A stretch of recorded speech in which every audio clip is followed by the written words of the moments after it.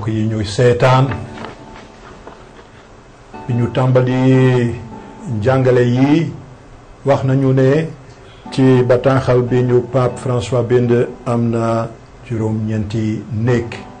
c'est-à-dire juróom-ñeenti xaaj chapitre tey dinañu dugg ci néeg bu mujj bi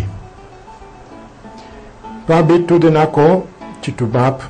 spiritualité matrimoniale et familiale dina jéem a sotti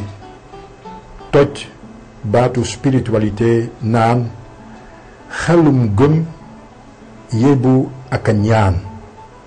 ci sëy bi ak ci njaboot gi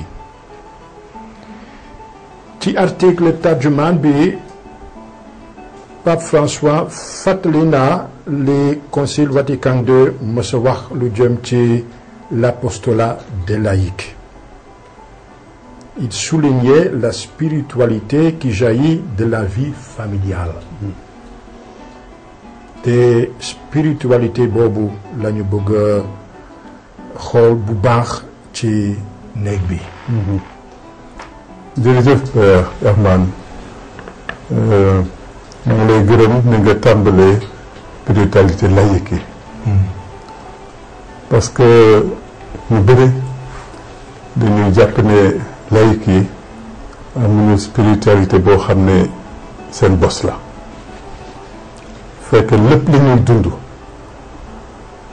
mën na leen a yokk ci wàllu ngëm yokk seen digganteeg yàlla ak xóotaayam loolu ñu wax ci laïque yi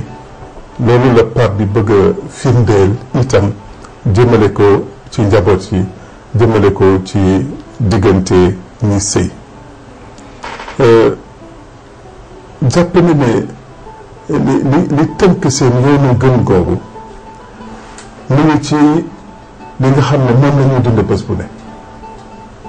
ndax bés bu ne dañoo dund mën nañu yëkkati ba ci yàlla te loolu lu am solo la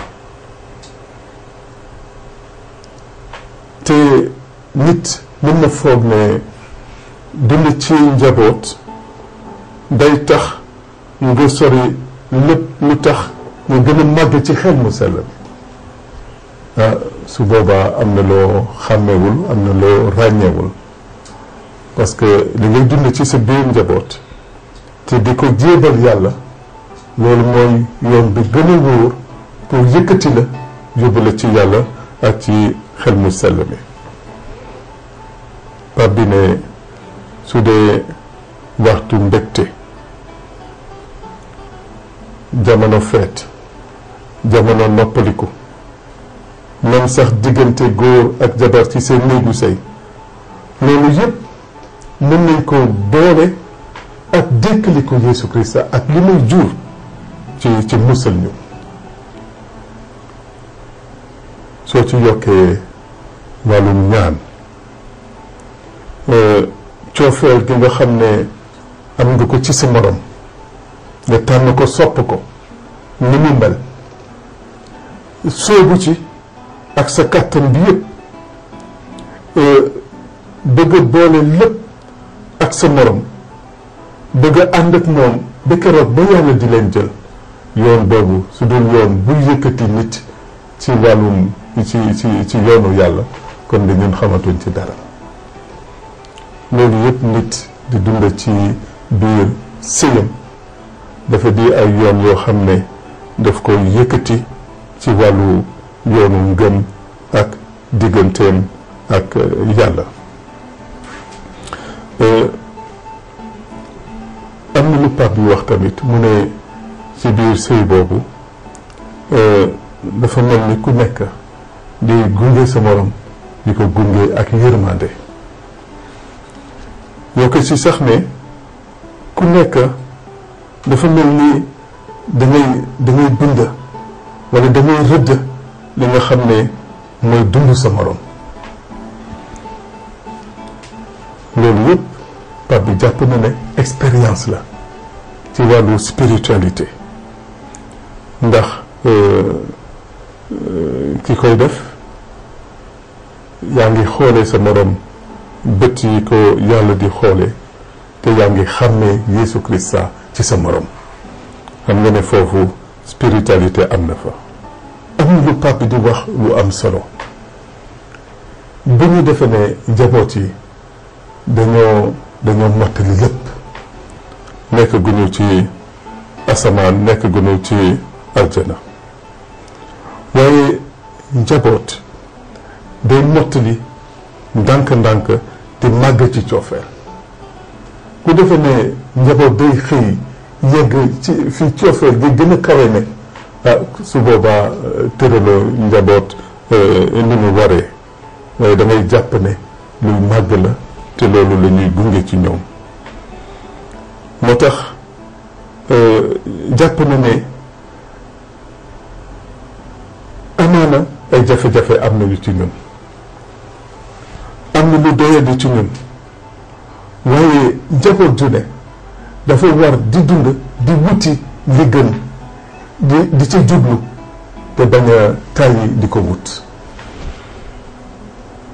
maanaam c'est cette simulation constante dont il parle il dit cheminons famille continuons à marcher bu ñu taxaw yàlla daf ñuy woo daf ñu jox loxo di ñu teetee ndax njaboot di ne di mën a avancer ci yoon bi te bañ a ñàkk yaakaar ndax jafe-jafe yi ñu nekk ci moom te bañ a découragé ndax li metti ci yoon bi waaye nañu wéy di wut n'est-ce pas fii suñu coofeel di mottali ko fa ñoo nekkee benn moo tax bi moo paree bataaxal bi dafa ñaan ci njaboot gu sell gi ñaanal njaboot yi yëpp ndax lépp li mu wax di leen ci yee ci seen responsabilité ci li leen yàlla taxawoo ci seen jafe-jafe ak ni ñu mën a doxalee sas bi nekk ci njaboot loolu yëpp yàlla def ci kàttanam ñu mën ko fi may jeexalee nag waxatuma ñun chrétien Sénégal waaye chrétienu àdduna si bataaxal bi maye yàlla la ci ñun labbe nekkoon na fi di préparer mariage di laajte fan lay jaar defe naa su jëlee bataaxal bi am na fu mu jaar bataaxal bi doy na bataaxal am na lu ci pape bi fàttali di rek la famille idéale ou l'idéal de la famille li gën li nga xam ne moom la ñuy séntu naam fàttali na ko waaye fàttali na tamit li nga xam ne moo am ci ni mu jafeñee ci ni mu mettee waaye loolu moo am loolu yëpp ñu war ko di ko xool ubbeeku ci loolu di ci xool li gën te bañ di yóbbu mbir mi foo xam ne mënu faa yeggagum waaye ñu nangu di ko teete ni ko yàlla di defee bataaxal bi am na lu bëri lu ñu mën a dundal ci ku nekk ci ñun ci suñu wàllu ñaan ci suñu wàllu sago ci ni ko ni ñoo doxalee ci biir jàngu bi ci ni diggante góor ak jigéen nekkee ak seeni biir njaboot ak lépp li nga xam ne day taxawal njaboot di ko dëgëral loolu yëpp mën nañ ko fekke ci bataaxal bi te bu ñu fàtte mukk ne njàngale li nga xam ne mooy gën a jur mooy gën a meññ ay doom mooy njàngale boo xam ne fàttewul li nit ñi di dund te defe naa bataaxal bi loolu la ñu gën a jàngal expérience concrète bi nit ñi di def bés bu ne ci seen wàllu sëy ci seen wàllu njaboot mënuñ leen a jottali mbégte bu nekk ci coofeel su fekkee ne loolu boolewuñ ko ci loolu jàpp naa ne mën na doon non seulement njëriñu chrétien yi nekk ci àdduna si waaye mën na doon suñu njëriñ ñun chrétienu jàngu Sénégal. jërëjëf Abbé Alphonse ci ndorteel émission yi wax naa ne dinañu war a dugg ci juróom-ñeenti nekk dugg nañu ci ànd ak yow te mën na wax ne li ma kenn ci waa équipe Notre-Dame mës a wax mu ne ma su ma déggee lii dama xalaat ne Pape François ñëw na suma kër di dugg ci néeg bu nekk gis ni may dund maag suma njaboot te loolu la bind fii ça colle vraiment à la vie loolu tax war nañu gërëm yàlla ngir bataaxal bi mu ñu may man war na la gërëm ci turu ñu liggéeyandook man ak ñi ñuy seetaan ngir sa jàngale fii jërëjëf Abi Alphonse ñoo ko bokk mon père.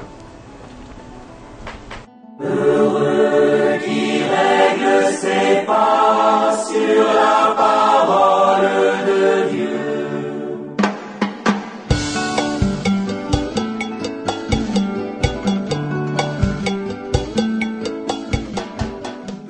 mbokk yi l'abbé Alphonse Seck firil nañu ci lu gàtt juróom-ñeenteelu xaaj bi ci bataaxal bu ñu Pape François yónnee di Amoris Laetitia mbégteem cofeel turu xaaj boobu moo di spiritualité matrimoniale et familiale xelum ngëm ak ñaan ci sëy bi ak njaboot gi bi ñu laajee l'abbé Alphonse ban article lañu leen mën a jàngal ngir mosloo leen tuuti baati Pape François sax tegtal na article 319 ci article bii Pape François dafay dëgëralaat li ñu mës a wax lu jëm ci kóllëre gi di benn diggante aji sëy ñi dañuy moomante guddeeg bëccëg te bés bu nekk bu ñu yeewoo ak bu ñuy tëdd dinañu ko beesalaat lii du ndogal rekk aji sëy ñi dañuy jébbaloonte ndaxte yàlla moo leen boole takkute gi dox seen diggante dafay feeñal takkuteeg yàlla nu ñu borom bi diggee ne dina ànd ak ñun bés bu nekk ba ca sotiteb àddina noonu la aji sëy ñi di àndee dund seen dund gi gépp nañu déglu article 319. Dans le mariage, on vit également le sens de l'appartenance complète à une seule personne. Les époux assument ce défi et le désir de vieillir et de se consumer ensemble, et ainsi ils reflètent la fidélité de Dieu. Cette ferme décision qui caractérise un style de vie est une exigence intérieure du pacte d'amour conjugal,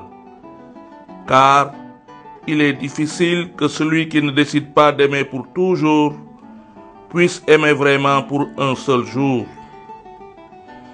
Mais cela n'aurait pas de sens spirituel s'il s'agissait uniquement d'une loi vécue avec résignation. C'est une appartenance du cœur où Dieu seul voit. Confère Matthieu 5, verset 28. Chaque jour, en se réveillant, on renouvelle devant Dieu cette décision de fidélité, quoi qu'il arrive tout au long de la journée. Et chacun, lorsqu'il va dormir,